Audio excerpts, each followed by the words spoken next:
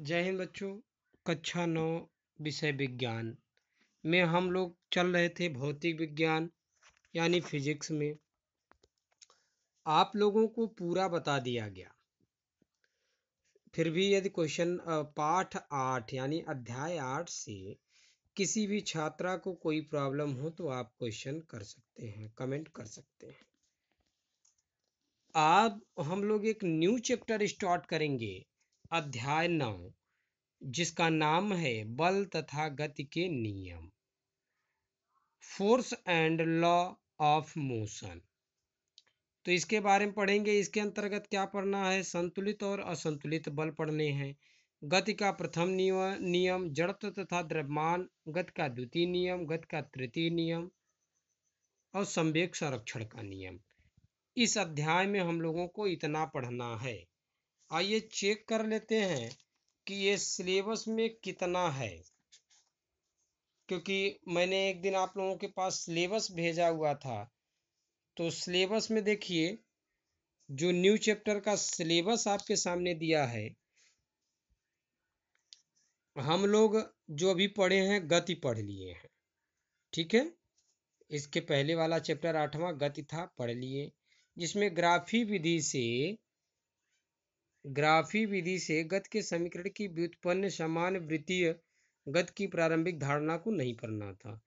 देखिए इसमें क्या पढ़ना है? बल पढ़ना है, गति पढ़ना है, न्यूटन के गति का नियम पढ़ना है, क्रिया एवं प्रतिक्रिया बल पढ़ना है, वस्तु का जड़त्व तथा द्रव्यमान, संवेग, बल एवं त्वरण पढ़ना है, संवेग संरक्षण की प्रारंभिक धारणा नहीं पढ़नी है। एक पॉइंट ये आपके सिलेबस में नहीं है, इसी को नहीं पढ़ना है, तो आप लोग इस पे ध्यान रखिएगा, ठीक है। चलिए स्टार्ट करते हैं न्यू चैप्टर। तो बल हम लोगों को पढ़ना है। बल के बारे में समझ लीजिए। बल वह बाह्य कारक है जिसकी सहायता से वस्तु में परिवर्तन हो जाता है। जैसे आप गुब्बारा लीजिए, गुब्बारे को यदि हाथ से अगर दबाइए तो वो कुछ देर तक पचक जाएगा, उसके बाद पुनः अपनी स्थिति में आ जाएगा। तो ऐसा किसकी वजह से हुआ? बल के कारण हुआ है। बल लगाने से आप कोई भी, मान लीजिए वाहन रुकी हुई है, आप बल लगा दीजिए वो गतिमान हो जाएगी। अगर गतिमान वस्तु है, बल लगा दीजिए वो रुक जाएगी। तो बल की परिभाषा क्या होगी? ये देखिए, आप हेडिंग डालेंगे बल। क्या हेडिंग डालेंगे? बल। तो बल हेडिंग डाल के लिखेंगे, बल वह कारक है जो किसी वस्तु की अवस्था को बदल दे या बदलने का प्रयत्न करे। फिर से सुन लो, बल वह बाह्य कारक है जो किसी वस्तु की अवस्था को बदल दे या बदलने का प्रयत्न करे, उसे बल कहते हैं। जैसे देखिए, वस्तु की गति को परिवर्तित कर देता है ताकि वह और तीव्र अथवा मंद गति से गतिशील हो। वस्तु की गति की दिशा में परिवर्तन करता है, वस्तु की आकृति में परिवर्तन कर देता है, ठीक है। ये देखिए बता दिए हैं मैं आपको, वस्तु की गति को परिवर्तन कर, जैसे धीमे धीमे है और उसको आप धक्का मार दो तेज हो जाएगी। वस्तु की गति की दिशा में बदल देता है, जैसे कि कोई वस्तु इधर की जा रही है, आप बल दे दीजिए और उसके गति से ज्यादा बल दीजिए जिसका उसका बल है, तो विपरीत दिशा मुड़ जाएगी।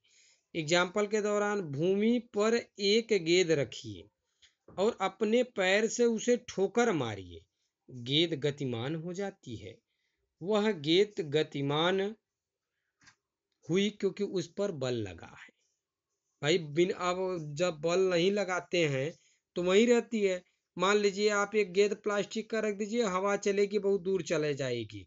इसका मतलब है उस गेंद पे हवा ने बल लगाया, हवा के बल के कारण गेंद गतिमान हो गई। एक गतिशील गेंद को रोकने के लिए आप हाथ से बल लगाते हैं। ब्रेक लगाकर गतिशील कार को रोका जाता है। जैसे आप साइकिल का ही एक एग्जांपल मैं आपको दे देता हूँ। आप साइकिल चला रहे हो, जितना बल लगाओगे साइकिल उतनी तेज जाएगी। ब्रेक मार दो, साइकिल रुक जाएगी।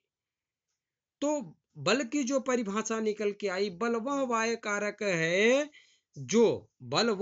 कारक है जो किसी वस्तु की अवस्था को बदल दे या बदलने का प्रयत्न करे, उसे बल कहते हैं।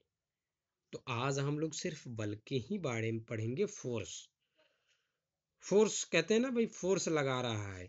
मान लीजिए रस्साकसी के खेल में आपने देखा होगा कि जिधर खींचने वाला व्यक्ति दो तरफ रस्सी को बांध के पकड़ लिया, सॉरी रस्सी को पकड़े रहते हैं, और उसमें एक बीच में एक चिन्ह लगा होता है। जो भी मनुष्य जिध ताकतवर होते हैं जिधर के लोग, वो क्या करते हैं, बल को अपनी तरफ से खींच लेते हैं।